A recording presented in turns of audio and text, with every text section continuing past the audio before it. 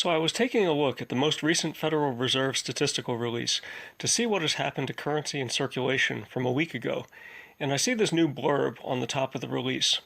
It says, "The board's H41 statistical release, factors affecting reserve balances of depository institutions and condition statement of Federal Reserve banks, has been modified to include information related to the Primary Dealer Credit Facility, PDCF, and Money Market Mutual Fund Liquidity Facility, MMLF.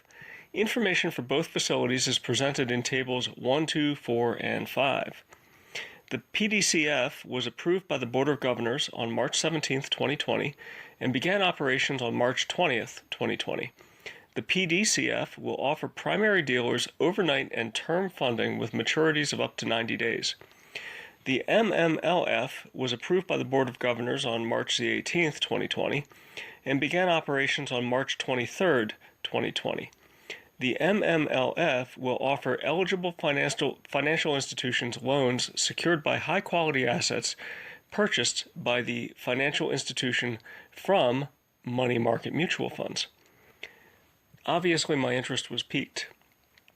Basically, what this tells me is that the Fed has two new facilities that were opened. One to backstop the primary dealers who buy bonds from the Treasury and then resell them, and one to backstop institutions that have money market interests. The money market part was especially interesting.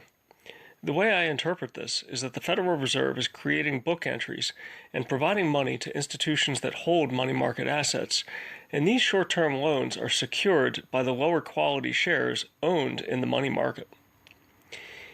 If these turn out to be short-term loans and only short-term loans that are honored, then there will be no impact on the money supply. But what happens if the short-term loans can't be honored? What if the institution that received the loan needs to forfeit the pledged collateral? If that happens, then the money market assets will be moved onto the Federal Reserve balance sheet more or less permanently, which will result in a permanent increase in the currency in circulation. In other words, there is a potential for a massive and sudden conversion of a temporary ledger entry into a permanent shift in the monetary base. So rather than just look at currency in circulation as I normally do, I need to take a look at Federal Reserve assets. Now, rather than bore you with tables of numbers, I put together a chart of total reserve bank credit going back to the beginning of this year. What we can see is that at the beginning of the year, we had reserve bank credit happily chugging along at a stable $4.1 to $4.2 trillion. And then, after February the 26th, we can see reserve bank credit start to turn up. Then on March 3rd, we had a surprise 50 basis point rate cut announced. Then on March 11th, we can see that the rate of reserve bank credit really starts to climb quickly. And then, in the midst of this rapid increase, we had a panic move to slash rates to zero on March the 15th.